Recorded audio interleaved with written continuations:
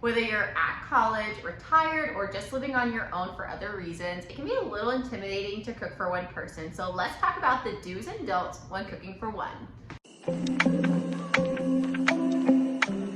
Hello friends, and welcome back to my channel. Today we're talking about the do's and don'ts when cooking for one person. This can be a little intimidating to do, especially if you grew up in a large family like I did, where you're always cooking for lots of people and then all of a sudden you go to just cooking for one and you have no idea what to do. So here's some tips and tricks, some do's and don'ts of things that can be helpful. I think this can also apply to people that are newly married and maybe there's just two of you, or newly retired and there's two of you.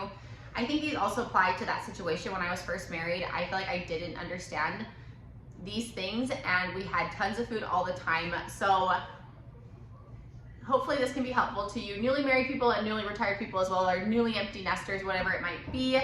Let's get started.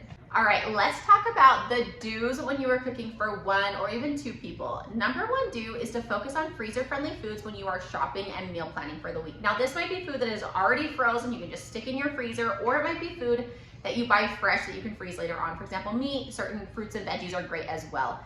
Doing this, focusing on these freezer-friendly foods will save you so much money. Sometimes when you're one or even two people, buying things fresh, the quantity that you're getting is way more than you can eat before it goes bad. And then you're just wasting money. It's just a waste. So focusing on those foods that you can freeze or that are already frozen. We love, for example, doing frozen veggies like broccoli, mixed vegetables that we can just throw in a pot or in the microwave and heat up super quickly for an easy side. We also love frozen fruit. I love mixed berries, strawberries. You can even do bananas, whatever you have. We love making smoothie bowls, so warming up the fruit and then sticking yogurt and granola, or smoothies. These are both great breakfast or snacks for people living on their own or cooking for two. Really great options. We also love frozen meat. I love to buy big bags of frozen chicken or ground beef that is already frozen, or even buying it fresh and then freezing it myself. It's easy to do that when you're cooking for one person because then you can portion it into little portions that are easier for you to eat, and it's not quite as much. You're not stressing about the amount that you're wasting. So just focus on that freezer-friendly food that is gonna save you so much money and energy in the long run. Do number two kind of goes along with number one, but to focus on shelf-stable foods. So foods that are prepackaged, like pasta, rice, things like that, that aren't gonna go bad super quickly either.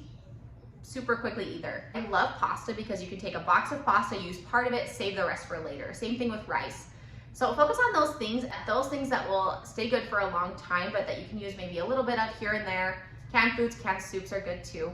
Just those things that aren't gonna go bad too quickly.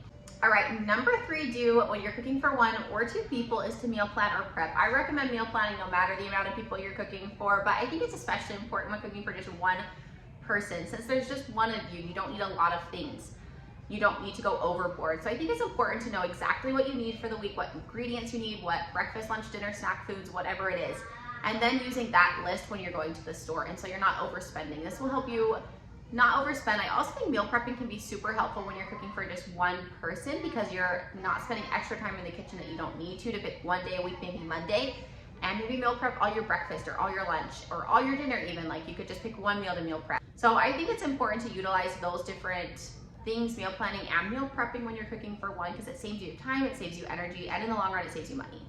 Number four is to set a budget. Now, this is something obviously you're gonna want to do no matter, once again, how many people you're cooking for, but I think when you're just one person, it's really important because I think that sometimes, especially growing up in a large family or being used to cooking for lots of people, then all of a sudden it's just one or two people, we're used to spending more money on food, we're used to buying more food. So being able to set a realistic budget, I think sometimes when we're one person, we think we need to spend more than we do. So I think just making a realistic budget, and maybe for a few weeks, just look at your grocery bill and see how much you're spending and then base your budget off of that realistic. And then look at how much you're making, what your income is. If you're a college student, this is especially important to budget. I think a lot of people don't do this, and it's so important, especially when you're in college, you don't have a lot of money, you're newly married, you don't have a lot of money.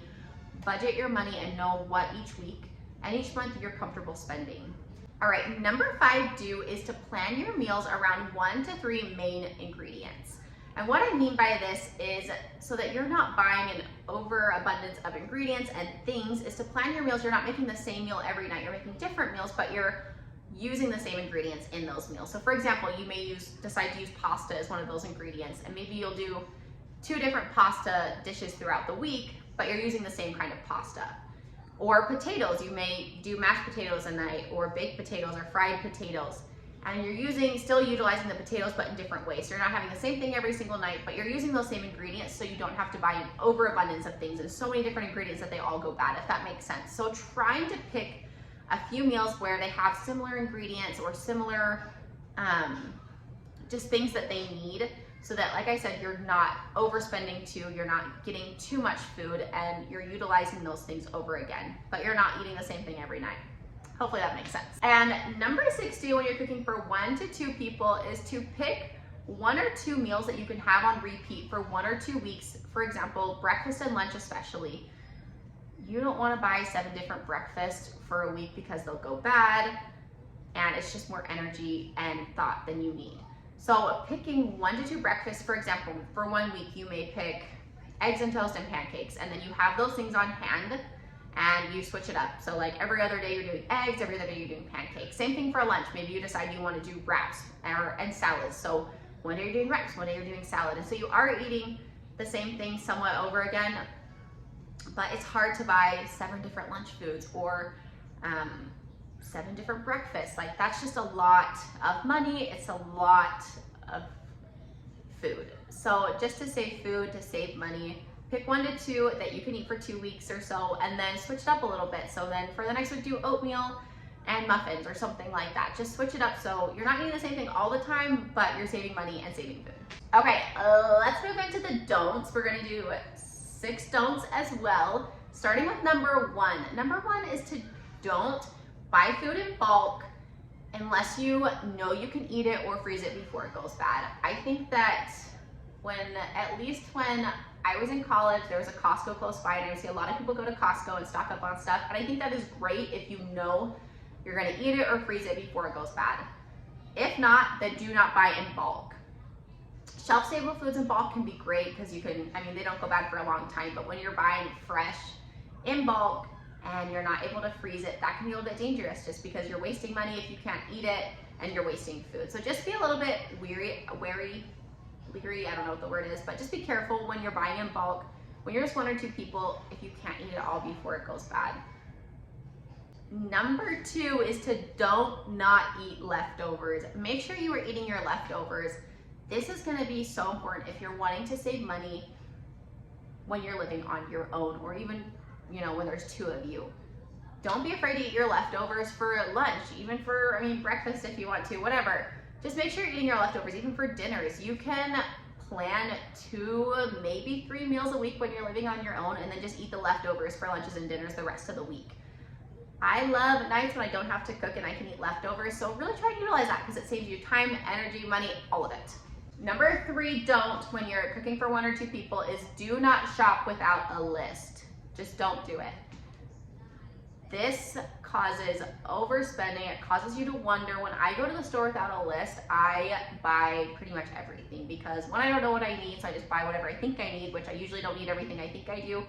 And 2, I have wandering eyes, so I just want to buy everything that looks good, especially if I go to the store hungry, everything's going in my cart. Another really great thing to utilize if you're cooking for 1 or 2 people is to use Walmart or other stores' apps.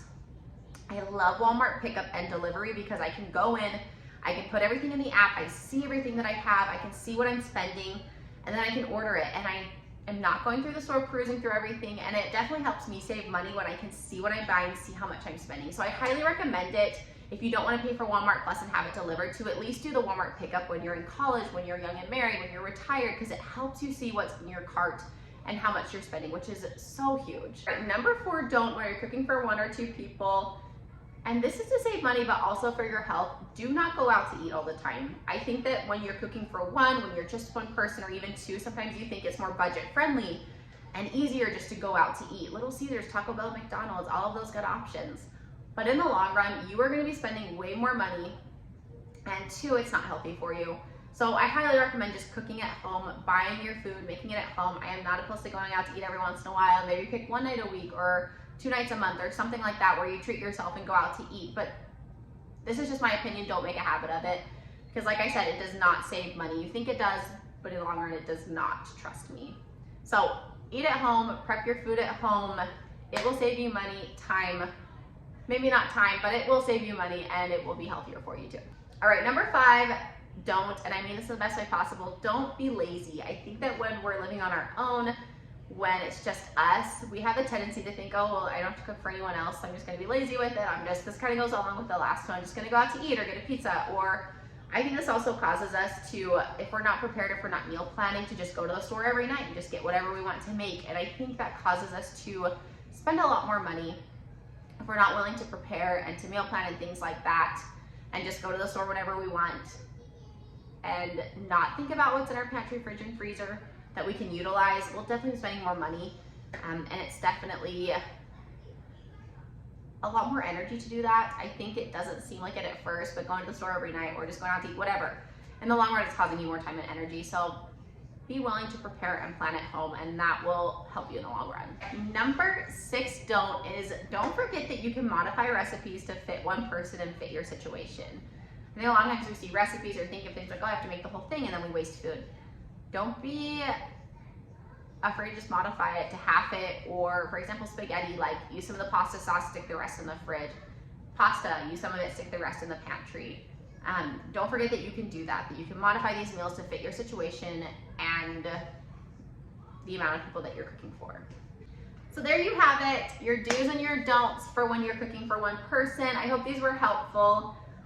I think one of the most important things when you're cooking for one person is to get creative, to think outside of the box. You don't have to eat mac and cheese and ramen every night. You don't have to eat frozen pizza every night. There are so many different options out there, and there's so many ways you can get creative. Rotisserie chickens are amazing. Salad packs are amazing. There are so many great options, and you can love the food you're eating even when you're cooking for just one person. And you can definitely still save money when you're cooking for one person. You don't have to buy it in bulk or buy enough to feed an army if it's just you.